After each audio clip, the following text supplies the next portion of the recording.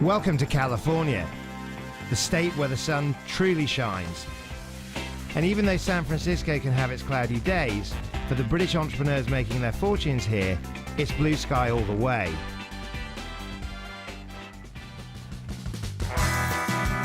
Our first appointment was downtown at a reception for entrepreneurs, hosted by UK Trade and Invest. Hey, welcome.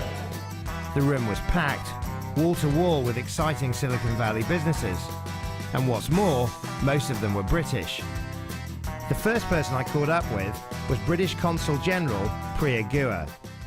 There is just such a great range of British entrepreneurs who are living, working in the Valley, and I think what people are really excited about is what the UK has to offer. Now, you've swapped life from Bermondsey to the Bay. You've moved over here full time.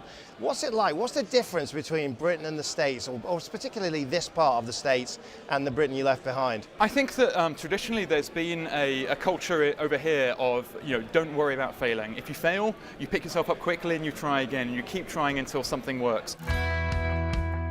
Another Brit who's made history here in San Francisco is Michael Birch.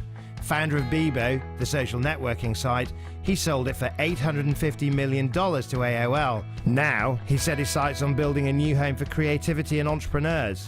He's built this place, The Battery. 58,000 square feet of private club splendor in the heart of the city. This whole place is extraordinary. I mean, it's absolutely fantastic. When did you come up with the idea? It was kind of a somewhat weird follow-on from social networking. Yeah. To do in the real world networking. On really a much smaller scale. From the penthouse Sky Bar, we moved down to a quintessentially famous British export, the pub. And what better place to meet two more highly successful English entrepreneurs? David Richards is the CEO and president of big data sensation WANdisco. New kid on the block John Reynolds co-founded SwiftKey, the technology powering Samsung's S4 keyboards. David, you talked about the fact that you were going to get here no matter what. I mean, this was always an objective. Why? What drew you here? Things were possible here that were not possible anywhere else. I remember picking up, I was living in North London at the time. I went to the local newsagents, picked up a newspaper, and it was all about the Yahoo IPO. And you simply had to be here. You couldn't do it anywhere else. This is where venture capital actually lives and breathes and funds those early stage businesses. Explosive growth is why you're here, I guess, in some respects. I think there's a kind of can-do attitude over here.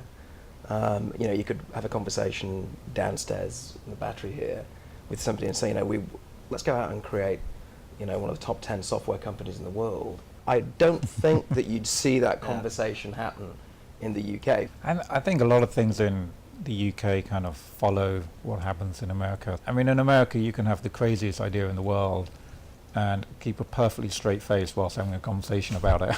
And no one makes fun of you. And they're like, oh yeah, that could work, couldn't it? What can you learn here that you can't learn in Britain? It feels like the ideas are happening out here. Now, it doesn't mean that great ideas aren't happening in Europe or in the UK, but more of them right now are coming out here. So I think often by being out here, you may hear of something 6 months or a year earlier than you would do back in London. If you were to try and sort of put your finger on why it's great, what's the magic that's here? I think partly it's just a chicken and egg thing. I mean, it's because it's all here. It's where, to your point, everyone comes here. I think there's probably 10 times more of everything out here. This is a place where the future is being created right now, where British entrepreneurs are recast with a sense of limitless potential. Many of the world's most talented really have found their hearts in San Francisco.